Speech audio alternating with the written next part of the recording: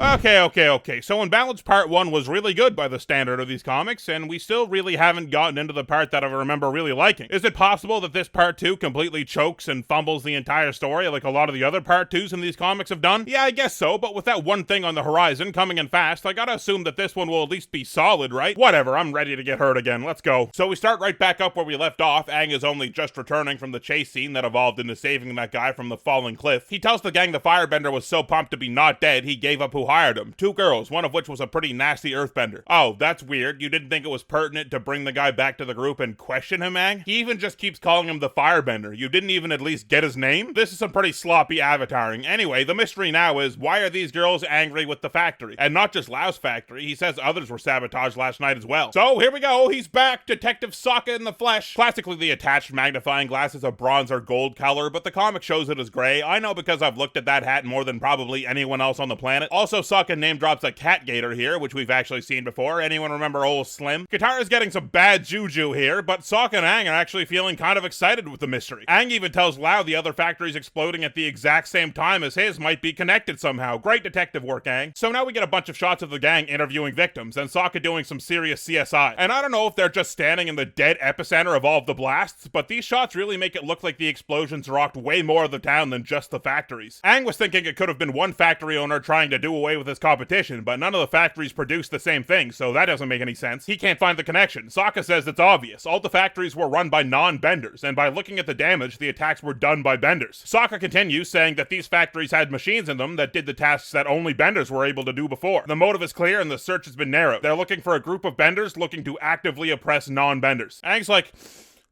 this really is the next storyline, huh? Alright, let's start doing some social damage control. Go see what bender-run factories will help the non-bender guys get back on their feet. That'll be a good start. They seem to nail it right away. They had a beeline for Councilwoman Liling's house, and damn, she's doing well for herself. Aang says she seemed like the problem solver on the council, and even though she's a bender, she'll probably want to help. She instills a real casual vibe as well. No need for titles here. Interestingly, she seems to have some sort of decoration style from the 3 remaining nations. Maybe as some sort of subconscious ploy to make herself seem inclusive. Liling asks Aang if seeing the area so modern is hard on him, and Aang admits that it is, or well, it can be. He just wishes the modernization took a different route is all. Liling seems apologetic almost. She's really trying to seem like the good guy here. Also, she just has a normal cat, which isn't super rare in Avatar, but it's something. Throw this one in with the ranks of Fluffykins and Miyuki. Sokka starts to get a bad vibe from Liling. It seems like she's being too nice. She keeps calling the town humble when it's anything but, like she's trying to downplay the scale of any problems going on here. Aang explains the situation with the factories to her and the idea that the benders were the perpetrators. Aang says we need benders to help out, and of course Liling is pleased to lend a hand. Also, Momo is chasing this cat around, and the cat does a cat thing and knocks over this little statuette of what looks to be Kyoshi. Aang's like, oh, sorry, my bad, I'll fix it for you, but Liling invites her daughter in, describing her as a talented earthbender, and both her daughters stride into the room. Toph seems to notice something. Liling introduces them. Yiling and Ru meet Aang, and then Yiling does this really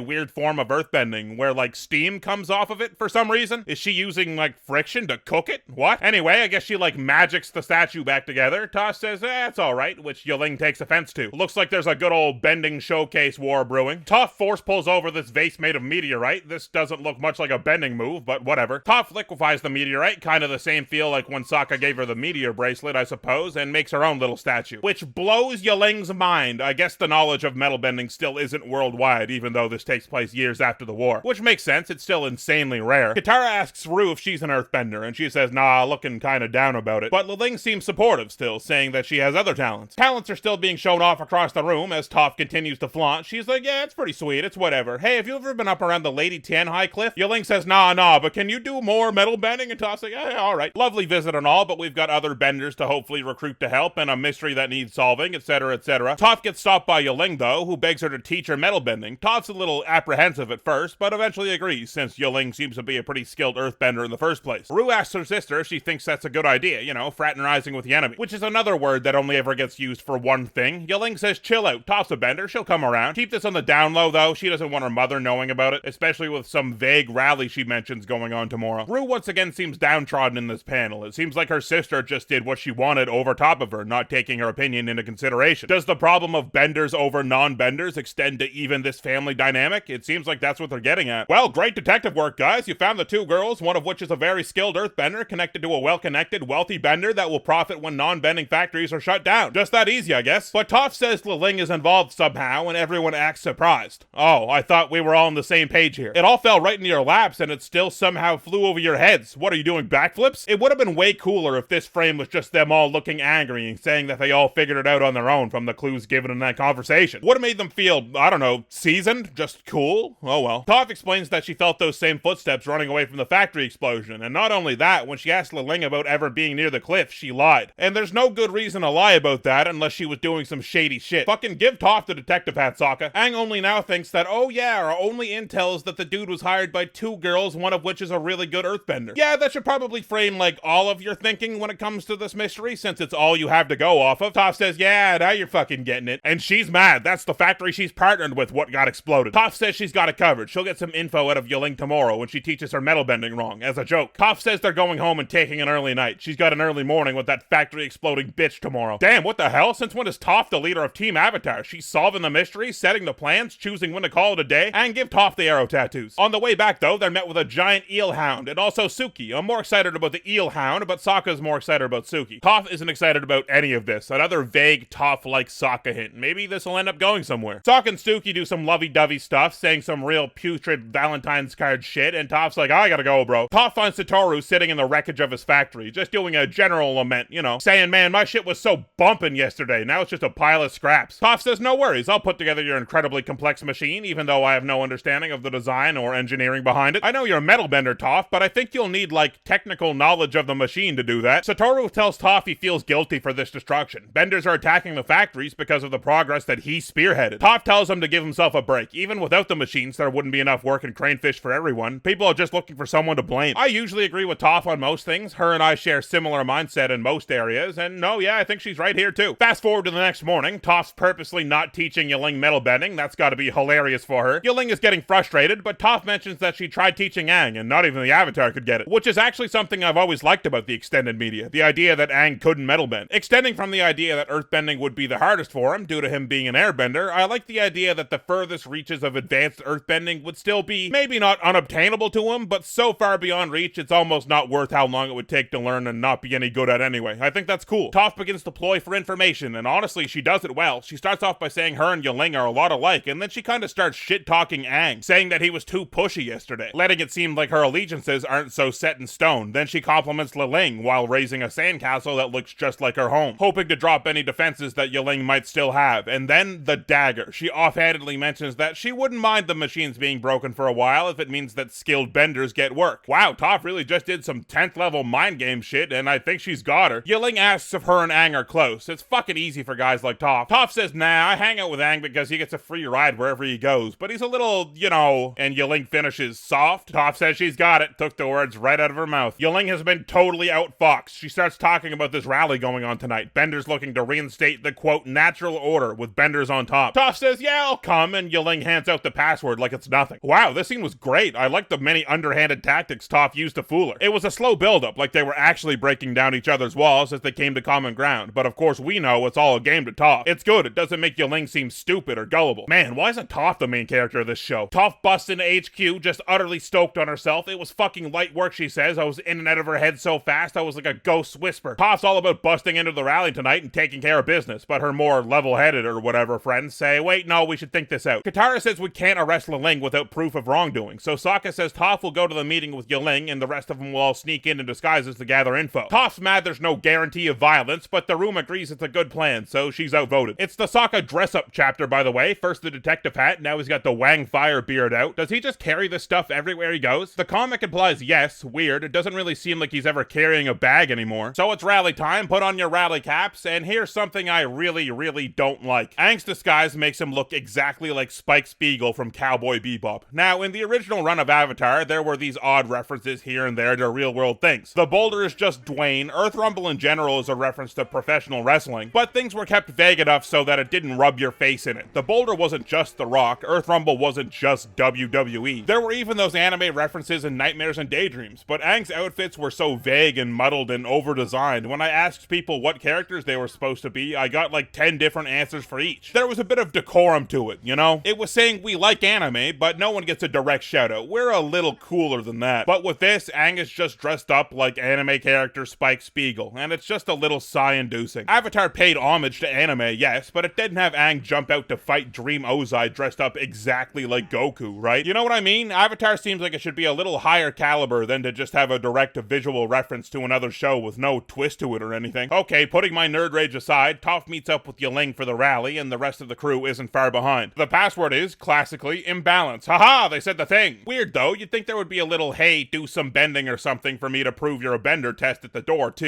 You know, this is a black tie, no non-bender event. The door leads to a cave, and there's a lot of people here, a great big crowd, all in front of the stage that Liling is standing on. Got her ass, we knew she was involved. She's not the only one here though. Some of the council members are here too, and even one of the kids Aang met on the beach the other day. Liling begins her rally speech, talking about Lau's honestly boneheaded idea to ban all bending in Cranefish Town, which really gets the room heated. Fuck that guy. And yeah, I agree, fuck that guy on that count. Her speech continues with, of course, how they're better and stronger than the non-benders, and the room's loving it, but Toph thinks this shit is corny, which I actually like a lot. Toph is so pumped on earth bending and metal bending literally 24 hours a day, but she doesn't buy into all this bending superiority stuff, because of course she has very capable non-bending friends who can do things she can't do. This book's great for Toph, man. Liling is really on a roll here though. She shouts that benders are worth more than non-benders. They deserve their spot on the top by their virtue of bending alone. All of this while her non-bending daughter looks on. Katara says we need to stop this, but Aang says they're cornered and outnumbered here. And I mean, he could Avatar state this whole room to hell, but Aang is against killing last time I checked. Liling says her plan is to bankrupt the non-benders. All their factories will be destroyed. That way the fight isn't so direct and the Earth King won't have a reason to march his army down here to quell an insurrection of benders taking over a city. She's pissed, you can tell because the background is red. She restates her thesis and the room seems to be on board. Alright, time to bounce, but Toph takes the stage with Liling, much to Rue's dismay. Great art here, I'm not even kidding, I think that's great. Liling says Toph is different from Aang, and when Liling asks if that's true, Toph says, this is fucking stupid. And I love this line. With the power vested in me, by me, you're all under arrest. Woo! I fuck with this energy, Toph. Aang, less so, fucks with this energy. Turns out Liling is a lot like Toph. Quick to action, calling Toph a traitor. And Toph's probably in the mood for a good scrap. It's been a while for her. Toph says those non-benders are my homies. Screw you. Aang's plan is to get out of here, but Sokka says Toph is not going to go without a fight. Not meaning she's going to fight Aang on the prospect of leaving. She's literally not leaving this cave without fighting someone first. Well, if we're fighting, we might as well win. Rue notices Aang and alerts her mother, and Liling says she never wanted Aang as an enemy, but enemies they are now. Liling, rather than fighting directly, once again bends the room to her side, just like she was doing in the rally, and just like she did at the council meeting. Everyone turns to look at Team Avatar, shouting their vague grievances. Aang says, I don't want to fight you, I'm warning you, I've been trained both classically and contemporaneously. And yeah, I know I use that line in North and South, but man, I really like that joke. But Liling says, I don't care about your training, look how much fucking rock I can throw. Yes, Liling is an earthbender. There was an off chance that she wasn't and Yeling's dad was, meaning that she would be a water or firebender. Look man, it's hard to tell, she's wearing purple. She did say earlier she grew up in the Earth Kingdom, but I'm not in the business of assuming people's stories, man. So Liling takes a direct attack on Aang, and that has worked out exactly once. Well, I guess twice, but there doesn't seem to be a lot of dust in the air, so Aang should be good. The entire room turns into chaos, everyone is attacking them from all angles, so the entire team has to be on their game. And wait, whoa, does that guy have red hair? What? That's never been shown before, ever. No red, no blonde in Avatar, everyone knows that. It's black or brown, or bald,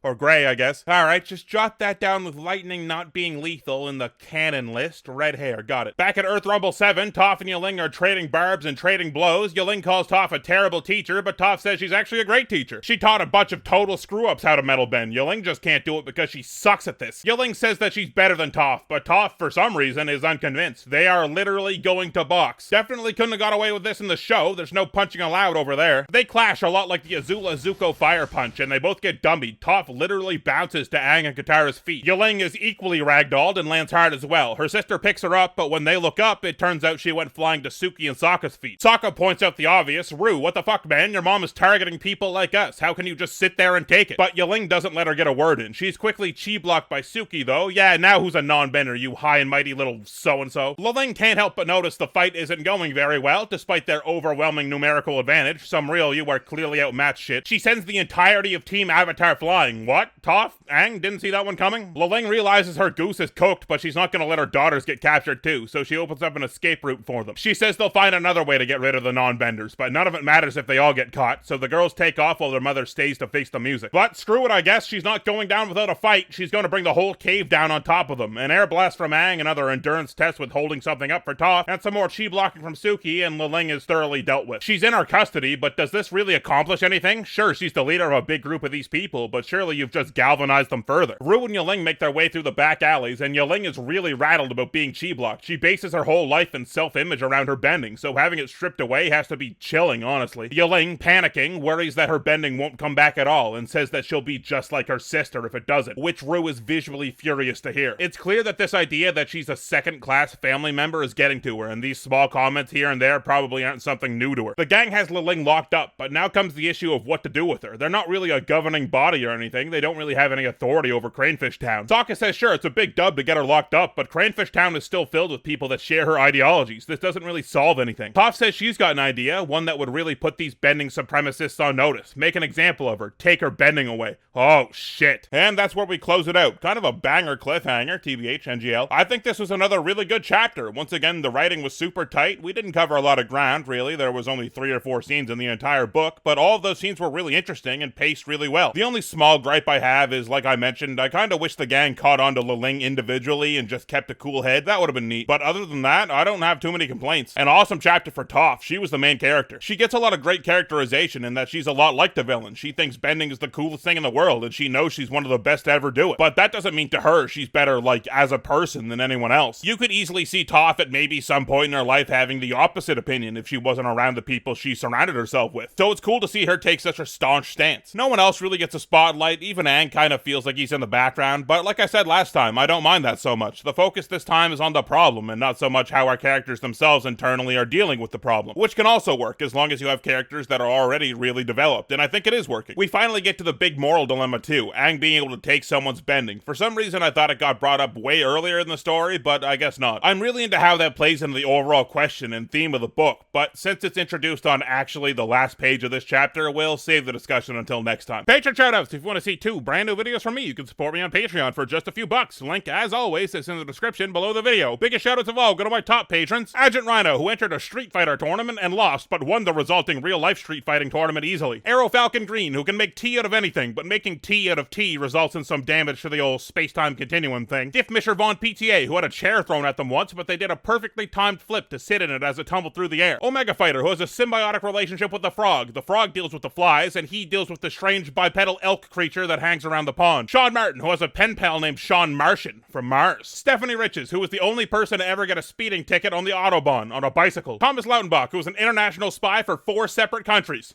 Oh, you want me to cut that one out? Yeah, yes, sir. Thiago Nascimento, who got a hole-in-one in both disc golf and golf in only one swing of his arms. Tish Just Lee, who built a sandcastle so nice, some weird dude with a sand crown walked up and bought it for $1.2 million. Beachfront property and all. And Whitrow, who can't horse whisper, but crab whispering is good too. In fact, I would say better even. And of course, my god overanalyzers, 2 Boots Are Beat, Alex Rodriguez Flores, Andrew Watchert, Austin Gallup, Daniel Anderson, Devoted 221, Dizzy Payne, Dominic Saint, Distant, Aaron Grace, It's Carton, Jackson, John Ajaka, Justin Fletchall, Mr. Freese, Nate Clone, Nicholas Abbott, Peter Bayron, Pogger White, Reese, Rocket Mist, Ryan Gregorikos, Ryan Maxwell, Samuel Vanderplatt, Super Snipper, Turp Bobs, and Bareface. Next up, Imba 3.